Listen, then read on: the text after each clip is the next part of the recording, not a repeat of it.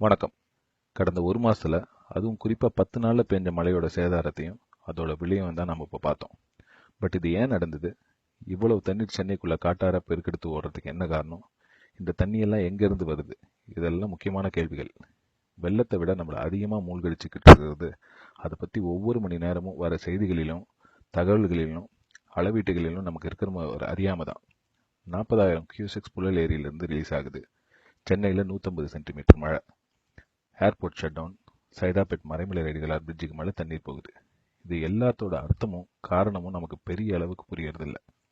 இந்த வீடியோவோட மெயின் நோக்கமே எல்லாருக்கும் சென்னை வாட்டர்வேஸ் அண்ட் இந்த ரீசன்ட் டிசாஸ்டர் பற்றி ஒரு அவேர்னஸ் அண்ட் நாலேஜ் கிரியேட் பண்ணுறது தான். அந்த மாதிரி ஒரு அடிப்படையான பொது அறிவு இருக்கிறது நமக்கு ரொம்ப அவசியம். அப்படி இருந்தால் நாம் அஃபெக்ட் ஆக போகிறோமா, எந்த ஏரியாஸில் அதிகமாக அஃபெக்ட் ஆகிறதுக்கு வாய்ப்பு இருக்குது, எந்த ஏரியாஸ்க்கு குயிக்காக உதவி தேவைப்படும் எல்லாம் நம்மளுக்கு கொஞ்சம் தெளிவாக புரியும். அது மட்டும் இல்லாமல் அப்படி ஒரு தெளிவான நாலேஜ் இருந்தால் அது நமக்கு ஒரு பெட்டரான ஒப்பீனியனும் பெர்ஸ்பெக்டிவும் டெவலப் பண்ணவும் உதவும். கிட்டத்தட்ட 90 லட்சம் மக்கள் வாழக்கூடிய சென்னை மெட்ரோபாலிட்டன் ஏரியாவுக்கு முக்கியமான சோர்சஸ் ஆஃப் வாட்டர்னு சொன்னால் அது மெயினாக Poondi, Cholavaram, Red Hills or Puzhal and Chembarambakkam ஏரிகள் தான். இதோட கம்பைன்டு ஸ்டோரேஜ் கெப்பாசிட்டி என்னன்னு பார்த்தீங்கன்னா அப்ராக்சிமேட்டாக 11 டிஎம்சி வரும். ஒரு ரெஃபரன்ஸ் சொல்லணும்னா மேட்டூர் டேமோட டோட்டல் கெப்பாசிட்டி 93 டிஎம்சி. இந்த ஏரிகளுக்கு எங்கெங்கிருந்து தண்ணி வருது, இந்த ஏரியோட ரிசர்வாயர்ஸ்ல இருந்து தண்ணீர் எந்த ரிவர்ஸ் மூலியமா டிஸ்சார்ஜ் ஆகுதுன்னு தெரிஞ்சுக்கிறதுக்கு முன்னாடி சென்னை மற்றும் அதன் சுற்றி இருக்கிற முக்கியமான மாவட்டம், அதாவது டிஸ்ட்ரிக்ட்ஸை தெரிஞ்சுக்கிறது மிக முக்கியம். இன்னைக்கு வடமேற்குல, அதாவது நார்த் வெஸ்டர்ன் சைட்ல திருவள்ளூர் மாவட்டம் இருக்கு. அண்ட் தென்மேற்குல, அதாவது சவுத் வெஸ்ட்ல காஞ்சிபுரம் மாவட்டம் இருக்கு. இந்த 2 மாவட்டத்திற்கு மேற்குல இருக்கிறது தான் வேலூர் மாவட்டம். இந்த வேலூர் மாவட்டத்துல சென்னையிலிருந்து கிட்டத்தட்ட 90 கிலோமீட்டர் தூரத்துல இருக்கிறது காவேரிப்பாக்கம்னு ஒரு கிராமம். இந்த கிராமத்திலிருந்து ஆரம்பிக்கிற நதியோட பேர் தான் கொசஸ்தலையார். இங்க ஆரம்பிக்கிற இந்த நதி 136 கிலோமீட்டர் டிராவல் பண்ணி 800 ஓடை வழியா கடல்ல போய் கலக்குது, அதாவது bay of பெங்கால்ல. North Arcot district, குறிப்பா சொல்லணும்னா வேலூர் அண்ட் திருவண்ணாமலை டிஸ்ட்ரிக்ட் தான் இந்த நதியோட முக்கியமான நீர்பிடிப்பு பகுதி, கேட்ச்மெண்ட் ஏரியா. ஸோ இங்க தொடங்குற இந்த நதி வேப்பேரி, நெமிலி, பெருமூச்சு, தக்கலம் வழியா கேசாவரம் அணைக்கட்டுக்கு வந்து சேருது. இந்த கேசாவரம் அணைக்கட்டு ரொம்ப முக்கியமான இடம். ஏன்னா இந்த இடத்துல தான் இந்த நதி 2ஆ பிரியுது. தெற்குல கூவமா பிரியுது இந்த நதி, வடக்குல கொசஸ்தலையாராவே தொடர்ந்து மணவூர், நாராயணபுரம் வழியா போய் திருவள்ளூர் டிஸ்ட்ரிக்ட்ல இருக்க பூண்டி ரிசர்வாயருக்கு வந்தடையுது. இந்த கொசஸ்தலையார் நதிக்கு கிளை நதியா, அதாவது ட்ரிபியூட்டரியா நார்தன் சைட்ல நகரி ரிவர் சித்தூர் டிஸ்ட்ரிக்ட்ல இருந்து வந்து இதே பூண்டி ரிசர்வாயர்ல வந்து கலக்குது. நகரி வழியா வரதுனால நகரி ரிவர்னு இதை சொன்னா கூட இதுவும் கொசஸ்தலையார் ரிவர் தான் ரெக்கார்ட்ல இருக்கு. பூண்டி ரிசர்வாயரோட டோட்டல் கெப்பாசிட்டின்னு பார்த்தீங்கன்னா 3 டிஎம்சி, 3 டிஎம்சியோட கொஞ்சம் மேல 3.2 டிஎம்சி கிட்ட. தெலுங்கு கங்கா ப்ராஜெக்ட் மூலயமா இணைக்கப்பட்ட பூண்டி கண்டலேறு கால்வாய் மூலயமா ஆந்திரா கிருஷ்ணா நதியோட தண்ணியும் பூண்டி ரிசர்வாயருக்கு வந்து சேருது. அதை தவிர இந்த ரிசர்வாயருக்கு இருக்கிற 2வது முக்கியமான சோர்ஸ் இந்த கொசஸ்தலையார் ரிவர் தான். இப்போ இந்த பூண்டி ரிசர்வாயர்ல இருந்து தண்ணி எங்கெல்லாம் டிராவல் ஆகி கடல்ல போய் கலக்குதுன்னு பார்ப்போம். இப்போ இந்த ரிவரோட mostly will be travelling along the northern side of north Madras. இப்போ இந்த பூண்டி ரிவர் கெப்பாசிட்டிக்கு வரும்போது அங்கேருந்து டிஸ்சார்ஜ் ஆகிற வாட்டர் கொசஸ்தலையார் ரிவராகவே கண்டினியூ ஆகி தாமரைப்பாக்கம் அணைக்கட்டு அப்படின்னு ஒரு இடத்துக்கு வந்து அடையுது. இந்த தாமரைப்பாக்கம் அணைக்கட்டோட முக்கியமான ஃபங்க்ஷன் என்னன்னா, இந்த இடத்துக்கு அந்த பூண்டி தண்ணி வந்ததுக்கு அப்புறமா இந்த தாமரைப்பாக்கம் அணைக்கட்டு இந்த தண்ணியை ஒரு கெனால் மூலியமா சோழாவரம் ஏரிக்கும் ரெட் ஹில்ஸ், அதாவது புழல் ஏரிக்கும் கொண்டு செல்லுது. இந்த செக் டேம் கிரியேட் பண்ணதுக்கான மெயின் ஃபங்க்ஷன் என்னன்னா, பூண்டிலேருந்து டிஸ்சார்ஜ் ஆகிற வாட்டரை போய் வீணா கடல்ல கலக்கிறதுக்கு முன்னாடி ஊருக்குள்ள இருக்கிற 2 முக்கியமான லேக்கை ஃபில் பண்ண முடியுமான்றது தான். ஸோ இந்த சோழாவரமும் ரெட் ஹில்ஸும் ஃபுல் ஆயிடுச்சுன்னா இந்த தாமரைப்பாக்கம் அணைக்கட்டு மறுபடியும் இந்த வாட்டரை டைவெர்ட் பண்றது நிறுத்திடும். ஆஸ் அ ரிசல்ட் இந்த கொசஸ்தலையார் ரிவராகவே கண்டினியூ ஆகி மெயினாக ஃபர்ஸ்ட் காரனோடை, அப்புறம் மீஞ்சூர், குறிப்பாக சொல்லணும்னா சீமாபுரம், அது வழியாக போய் வள்ளூருக்கு வழியாக போய் எண்ணூரில் போய் கடலில் கலக்குது. இதுதான் கொசஸ்தலையார் ரிவரோட ஃபுல் ஜேர்னி. இப்போ இந்த சோழாவரம் ரிவர், இந்த சோழாவரம் ஏரியோட total capacity 850 million cubic feet. ஒரு ரஃபாக சொன்னோன்னா 1000 மில்லியன் கியூபிக் ஃபீட்ன்றது ஒரு டிஎம்சி. ஸோ இது ஸ்லைட்லி லெஸ் தென் 1 டிஎம்சி தான் இந்த சோழாவரமோட கெப்பாசிட்டி. இந்த சோலாவரமும் சென்னைக்கு வாட்டர் ஃபீட் பண்ணுற ஒரு முக்கியமான சோர்ஸ். ஸோ இந்த சோலாவரத்துலேருந்து வாட்டர் இந்த கேனால் மூலியமாக புழலுக்கு கொண்டு செல்லப்பட்டு புழல்லேருந்து வாட்டர் சென்னைக்கு டிஸ்ட்ரிபியூட் ஆகுது. இந்த சோலாவரமும் திருவள்ளூர் டிஸ்ட்ரிக்டில் தான் இருக்குது.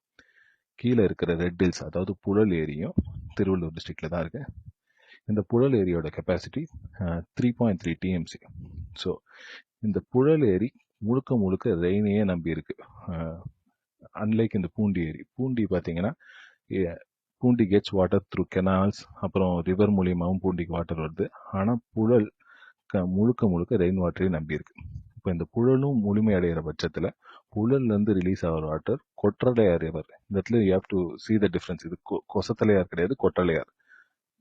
ரெண்டாவது நேம். இந்த கொற்றலையார் ரிவர் வடகரை, பாயாசம்பாக்கம், சடையான்குப்பம் இதெல்லாம் போய் எண்ணூர்ல போய் கொசஸ்தலையாரோட சேர்ந்து கடல்ல போய் கலக்குது.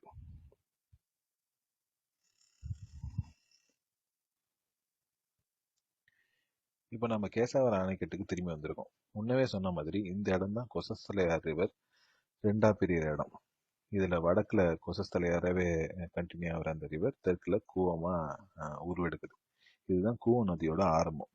இந்த கூவ நதியோட டோட்டல் லென்த்னு பார்த்தீங்கன்னா அது 72 கிலோமீட்டர். இதில் 40 கிலோமீட்டர் ரூரல் ஏரியாவில் இருக்கு, கிராமப்புற ஏரியா. அப்புறம் 32 கிலோமீட்டர் அர்பன் ஏரியாவில் இருக்கு, நகர்ப்புறம்.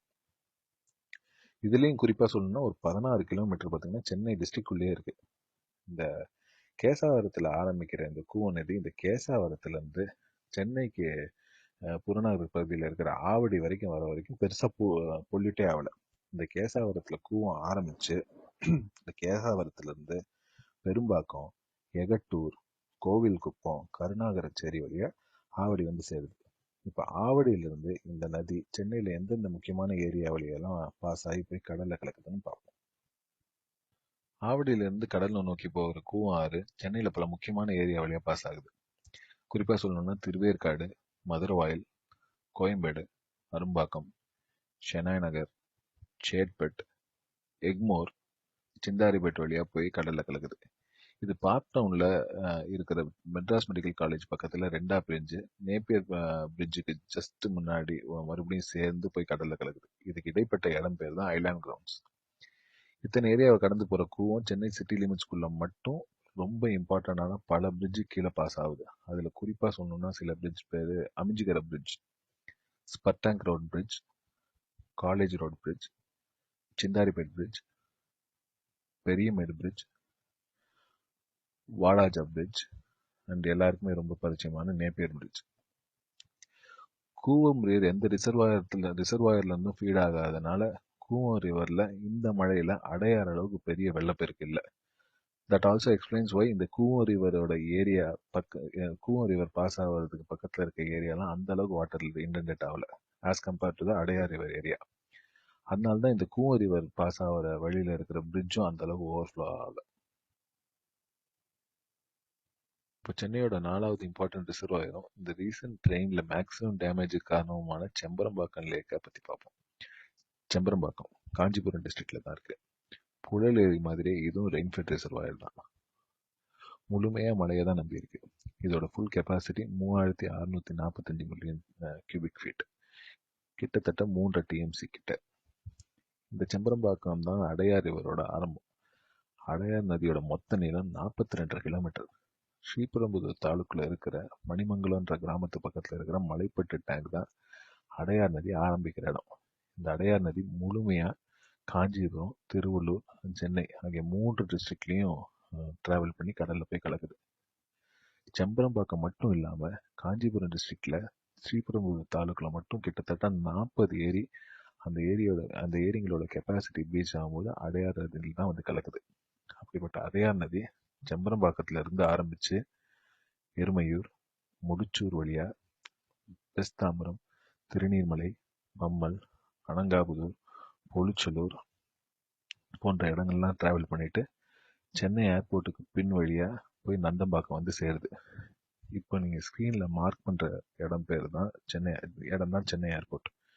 ஆஸ் யூ கேன் சி, அந்த சென்னை ஏர்போர்ட்டோட செகண்ட் ரன்வே அந்த அடையார் வாட்டர் வேஸ்க்கு மேலே தான் இருக்கு. செகண்ட் ரன்வே வாஸ் கிரியேட்டட் ஒரு 1400 மீட்டர் செகண்ட் ரன்வே எக்ஸ்டெண்ட் பண்ணுறதுக்காக அடையார் ஆற்றுக்கு மேலே ஒரு பிரிட்ஜ் கட்டியிருக்கு. அதுதான் செகண்ட் ரன்வே ஏர்போர்ட். இதனால தான் ஏர்போர்ட்டும் மெயினாக ஷட் டவுன் ஆகிறதுக்கான மெயின் ரீசனும். ஏன்னா அடையார் ஆறு செம்பரம்பாக்கம் ரிசர்வாயர் திறந்து விடும்போது பெருக்கெடுத்து ஓடின காரணத்தினால எல்லா பிரிட்ஜஸும் ப்ரீச் ஆயிடுச்சு. அதனால தான் ஏர்போர்ட் ஷட் டவுன் ஆச்சு. தொடர்ந்து நந்தம்பாக்கத்துல இருந்து ஈக்காடு தாங்கல், சைதாப்பேட், கோட்டூர்புரம், அடையார், ஆரேபுரம், எம்ஆர்சி நகர் வழியா போய் அடையார் நதி கடல்ல கலக்குது. கூவம் போலவே அடையாறும் சென்னையில பல முக்கிய பாலங்களுக்கு கீழே போகுது. குறிப்பா சொல்லணும்னா ஜாஃபர் கான் பிரிட்ஜ் ஈக்காடு தாங்கல் பக்கத்துல இருக்கு. சைதாப்பேட் மறைமலை அடிகளார் பிரிட்ஜ், கோட்டூர்புரம் பிரிட்ஜ், அதுக்கப்புறம் அடையார் திருவிக்கா பிரிட்ஜ். இந்த எல்லா பாலங்களும் பெரும்பாலும் இந்த ரெயின்ல முழுகியே போச்சு.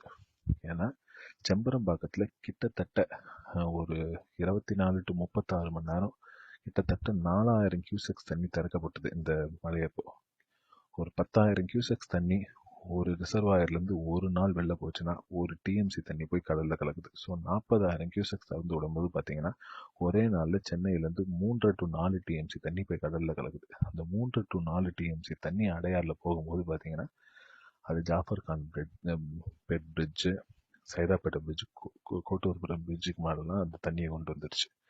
அதனால தான் Ekkadu Thangal defence colony, west Mambalam, Saidapet Todhunter Nagar, Kotturpuram இந்த மாதிரி ஏரியாலாம் மழையில் ரொம்பவே பாதிக்கப்பட்டது. இப்போ சோஃபா நம்ம சென்னை மெட்ரோபாலிட்டன் வழியாக கடலுக்கு போய் சேர்ற 3 நதியை பற்றி பார்த்தோம். பூண்டி ரிசர்வாயர்லேருந்து நார்த் மெட்ராஸ் வழியாக ட்ராவல் ஆகி எண்ணூருக்கு போய் கடலில் கிடக்கிற கொசத்தலையார் ரிவர், அப்புறம் கேசாவரம் அணைக்கட்டிலேருந்து முழுமையாக ஹார்ட் ஆஃப் சென்னையில் ட்ராவல் ஆகி போய் கடலில் கிடக்கிற கூவம் ரிவர், அப்புறம் செம்பரம்பாக்கத்துலேருந்து காஞ்சிபுரம் டிஸ்ட்ரிக்ட் வழியாக சென்னைக்குள்ளே வந்து கடலில் அடையார் பக்கத்தில் போய் கடலில் கிடக்கிற அடையார் ரிவர். இப்போ இந்த 3 நதியும் இணைக்கிற ஒரே முக்கிய கால்வாயை பற்றி பார்க்க போகிறோம். அது பக்கிங்ஹாம் கெனால். 796 கிலோமீட்டர் இந்த பக்கிங்ஹாம் கெனாலோட ஃபுல் லென்த். வடக்கே அது ஈஸ்ட் கோதாவரி டிஸ்ட்ரிக்ட்ல இருக்க காக்கிநாடான்ற இடத்துல இருந்து தெற்கே தமிழ்நாட்டில் இருக்கிற விழுப்புரம் டிஸ்ட்ரிக்ட் வரைக்கும் இந்த பக்கிங்ஹாம் கெனால் டிராவல் ஆகுது. இது நம்ம பீச் ஷோர் லைனுக்கு எக்ஸாக்டா பேரலாகவும் பீச் ஷோர் லைன்ல இருந்து கிட்டத்தட்ட 2 கிலோமீட்டர் உள்ளேயும் டிராவல் ஆகி இந்த 3 ரிவரையும் இணைக்குது. வண்ணாரப்பேட்டை, அதாவது Washermanpet, George town, central railway station, Chepauk cricket stadium, Triplicane, Mylapore, Indira Nagar, இந்த மாதிரி பல ஏரியாவில் இந்த பக்கிங்ஹாம் கெனால் நீங்கள் பார்த்துருக்க முடியும். குறிப்பாக பீச்ல இருந்து பறக்கும் ரயிலில் பயணம் பண்ணுறவங்க இந்த கெனாலை மிஸ் பண்ணியிருக்கிறதுக்கு வாய்ப்பே கிடையாது. ஸோ இதுதான் complete overview of Chennai waterways. 4 important lake that supplies water to Chennai. அதுலேருந்து ஒரு பிரான்ச் ஆகி போகிற 3 இம்பார்ட்டன்ட் ரிவர். இந்த 3 இம்பார்ட்டன்ட் ரிவரையும் இணைக்கக்கூடிய ஒரு கெனால். இன் கன்க்ளூஷன், சென்னையில் எங்கேருந்து ஒரு ரிவரை பார்த்தாலும் நீங்கள் பார்க்குறதெல்லாம் கூவம் கிடையாது. ஜென்ரலாக நம்மளோட பெர்செப்ஷன் என்னன்னா, எந்த ஒரு பிரிட்ஜுக்கு மேலே நின்று ஒரு நாத்தடிக்கிற ஒரு வாட்டர்வேஸை பார்த்தாலும் அது கூவம்னு நினச்சிக்கிறோம். அது கூவம் கிடையாது. இன்ஃபேக்ட் கூவன்ற வார்த்தையே நாத்தோன்றது பொருள் கிடையாது. அந்த வார்த்தைக்கு அது அர்த்தமே இல்லை. இந்த மழை சீசனில் மட்டும் சென்னை டிஸ்ட்ரிக்டில் 150 சென்டிமீட்டர் மழை பதிவாயிருக்கு. திருவள்ளூரில் 140 சென்டிமீட்டர் மழை பதிவாயிருக்கு. காஞ்சிபுரத்தில் 165 சென்டிமீட்டர், வெள்ளூரில் 75 சென்டிமீட்டர் மழை பதிவாயிருக்கு. சென்னையில் இருக்கிற நமக்கு இந்த கொசத்தலையார், கூவம், அடையார் ரிவர் வெறும் நாத்தத்தோட ஒரு சோர்ஸாகவும் ஒரு உபயோகமே இல்லாத ஒரு வாட்டர் வேஸாக தெரிஞ்சாலும் இந்த ரிவர்ஸ் மட்டும் இல்லைன்னா சென்னையோட நிலைமை என்ன ஆயிருக்கும்னு நினச்சி பாருங்க. இந்த ரிவர்ஸ் தான் இவ்வளோ வாட்டருக்கும் கடலில் கொண்டு சேர்க்கிற ஒரு மெயினான ஒரு வடிகாலாக இருந்திருக்கு. ஸோ இந்த ரிவரை ஒரு கவர்மெண்ட் ஒரு லாங் டேர்மில் பியூரிஃபை பண்ணுறாங்களோ இல்லையோ, அட்லீஸ்ட் ஒரு ரெஸ்பான்சிபிள் சிட்டிசன்ஸாக நாமளாச்சும் இந்த ரிவரில் வேஸ்ட்டை டம்ப் பண்ணாத இருக்கலாம். ஃபைனலாக இந்த ரெக்கார்டிங் பார்த்த எல்லா மக்களுக்கும் ஒரு வேண்டுகோள். உங்களால் முடிஞ்ச உதவியை உங்கள் ஏரியாவில் இந்த மழையில் பாதிக்கப்பட்ட மக்களுக்கு தொடர்ந்து செய்யுங்க. இந்த சமீபத்திய டிசாஸ்டரில் இந்த மழை வெள்ளத்தை விட மேலோங்கி இருக்கிற ஒரு விஷயமா இருக்கிறது சென்னை மக்களோட மனிதாபிமானமும் உதவி செய்கிறவனும் தான். அதையும் விட இந்த மழையில் பாதிக்கப்பட்ட மக்களோட விடாமுயற்சியும் ஃபைட்டிங் ஸ்பிரிட்டும். இன்னும் 10 நாள் கழித்து நாம் எல்லோரும் நம்மளோட வேலையை பார்க்க போயிடுவோம். பட் இந்த மழையில் எல்லாத்தையும் இழந்தவங்களுக்கு இன்னும் 10 நாள் கழித்து தான் அவங்களுக்கு போராட்டமே ஆரம்பிக்கும். ஸோ தயவு செஞ்சு அவங்களுக்கு தொடர்ந்து உதவி செய்யுங்க. இந்த வீடியோவை பார்த்ததுக்கு ரொம்ப நன்றி. இது உங்களோட நண்பர்களுக்கும் விழிப்புணர்வு ஏற்படுத்தும்னு நினச்சிங்கன்னா இதை எல்லாருக்கும் ஃபார்வர்ட் பண்ணுங்க. நன்றி.